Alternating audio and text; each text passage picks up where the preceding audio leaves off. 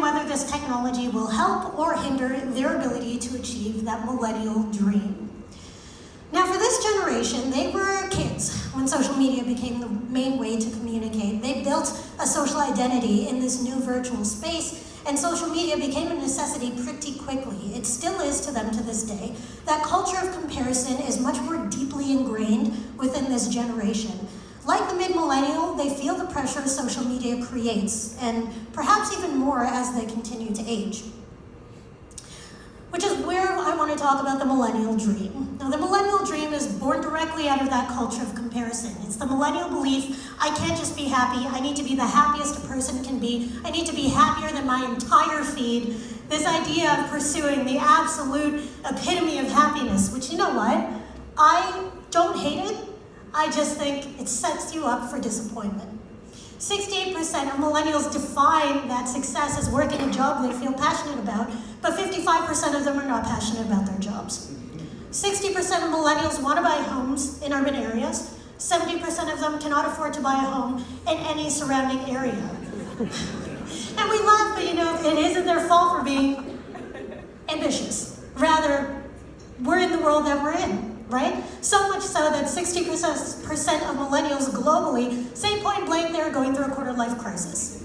If you've seen this presentation before, you've heard me talk about quarter-life crises, and I am not the expert on this. Dr. Oliver Robinson is the expert on quarter-life crises. He says there are two types. The locked-out crisis, where despite all efforts, you will never be a real adult.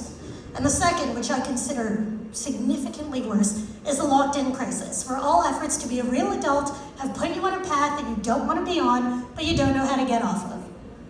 Yeah, fun stuff. I didn't say this was a feel-good presentation, all right? Now, especially with economic volatility, that millennial dream seems impossible. Of course, I believe if used well, AI could help.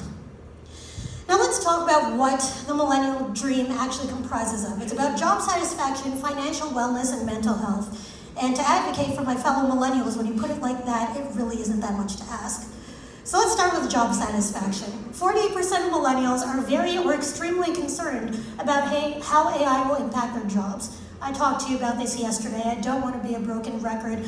But remember, AI cannot replace people. It is necessary to the modern workplace, but you should be asking yourself whether to use it to boost creativity or boost productivity.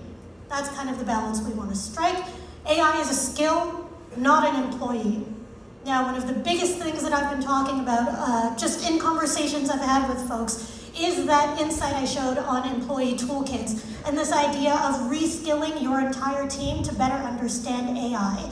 We don't expect everyone to be Sean Watson, Jeremy Gucce, AI expert, but to rather approach it with open arms and as managers and employers to give your team times to do that, to help them reskill in that way. Now, of course, job satisfaction ties to financial wellness. Now, when it comes to financial wellness, 49% of millennials have either taken a pay cut or been laid off during the pandemic. 61% of them believe they'll have to work through their retirement. Now, for this, I want to show financial concierge. One thing about millennials and this sort of relationship with financial wellness that we have, notice I keep using the term financial wellness, right? This idea of approaching finance and money management as something that is more human, as something that requires a sense of motivation, that's actually something that AI can provide. What we're seeing are banks launching virtual assistants, AI-powered finance trackers, crypto chatbots that can add a more conversational element and coach when it comes to money management, not just give advice. Now, third is a deeply human pursuit, mental health. 60% of millennials, as I said, say they're going through a quarter-life crisis, but the good news is a whopping 94% say that they've made personal improvement commitments. I do not believe artificial intelligence can ever replace the kind of treatment that I think everybody who can afford it should seek. But AI Journal shows that this technology can be used to help us build better habits, to recognize patterns, AI-powered journal apps, mental health AI journals, just these sort of tracking devices to give us a little boost. So the TLDR of millennials and AI. Millennials have a fraught but dependent relationship with technology that makes AI a point of tension for them. For the pro-millennial, they're caught between low and high-tech parenting. This microgeneration is all about destigmatizing screen time. For mid-millennials, they're grappling with the ethical ambiguity of AI, but they'll respond well to AI that can help alleviate the pressure that they're feeling.